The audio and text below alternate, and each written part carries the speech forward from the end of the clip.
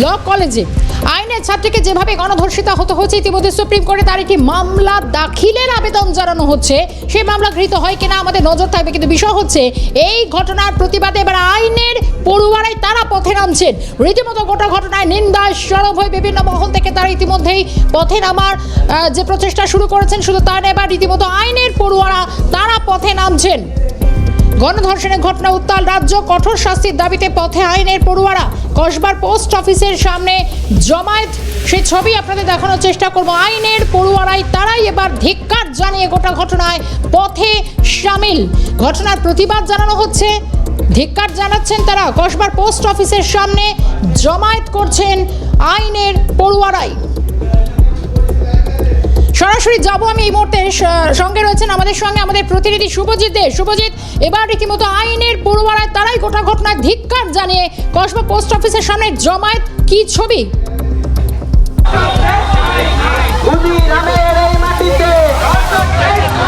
একেবারে দেখো চব্বিশটা তোমাকে জানিয়ে রাখি, সাউথ কলকাতা ল কলেজের আইনি পড়ুয়া তাকে ধর্ষণের ঘটনায় গোটা রাজ্য এই মুহূর্তে উত্তাল হয়ে উঠেছে। নিন্দার ঝড় সর্বমহল থেকে এই মুহূর্তে নিন্দার ঝড় উঠেছে। ঠিক সেই জায়গা থেকেই দাঁড়িয়ে এই মুহূর্তে শহরের রাজপথে, অর্থাৎ একেবারে কসবা পোস্ট অফিস থেকে সাউথ কলকাতা ল কলেজ পর্যন্ত মিছিল করে যাচ্ছেন জুনিয়র লয়ার্স এবং ল স্টুডেন্টরা। একটু সরাসরি কথা বলার চেষ্টা করি।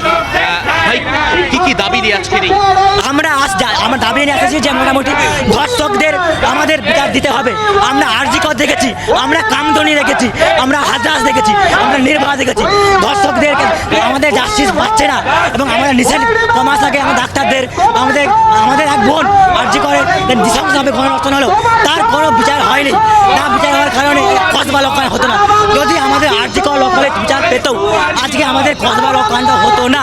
এবং এর হাতে আমাদের সরাসরি আমাদের মাননীয় মুখ্যমন্ত্রী সহ তৃণমূল কংগ্রেসের বলছি, নাম করে বলছি, তৃণমূল কংগ্রেসের বড় বড় নেতারা, তৃণমূল ভট্টাচার্য সব মদন মিত্র সহ যারা ভাবে ধর্ষকদের সাপোর্ট করে এসেছে, এই আমাদের দর্শকেরা তোমরা তো ছাড়তো। কোথাও গিয়ে মনে হচ্ছে যে এই যে শাসক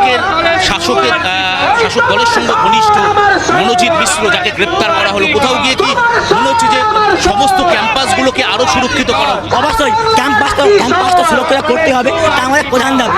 ক্যাম্পাসটা আমাদের প্রত্যেকটা কলেজে সিসিটিভি ক্যামেরা সহ উপযুক্ত গার্ড এবং কোনোভাবে কোনো ইউনিয়ন, যেহেতু এখনো কোনো আমাদের ইউনিয়ন বোর্ড হয়নি। একটা বিষয় সেটা হচ্ছে এই ক্যাম্পাসগুলোতে আমরা বারংবার দেখছি এরকম ঘটনা ঘটেছে। কোথাও গিয়ে কি আরো ক্যাম্পাসগুলোকে সুরক্ষিত করা উচিত? অবশ্যই আরো সুরক্ষিত করা উচিত। সবচেয়ে ভাবলে অবাক লাগে, যারা আমরা আইনি পরিষেবা দেবো, আইনি প্রোটেকশন দেবো, তাদের ওপরে আক্রমণ আমরা মেনে নিতে পারছি না। ভারতবর্ষে কঠোর আইন আছে, ছাত্রী নির্যাতন বিরোধী আইন আছে, ভারতবর্ষে গ্যাংরেপের আইন আছে। ফলে এই আইনকে ইমপ্লিমেন্ট করবে যারা, তারা আজকে নিরপেক্ষ নেই। ফলে সেই বিচার বিভাগে এবং যারা আইনের বাহক যে পুলিশ প্রশাসন, সে নিরপেক্ষভাবে দ্রুত গতিশীল তদন্ত করতে হবে। এবং শুধু আজকে সাউথ ক্যালকাটা ল কলেজ নয়, আরজি করেও দেখেছি ক্যাম্পাসগুলোতে এরকম নিরাপত্তাহীনতা ভুগছে।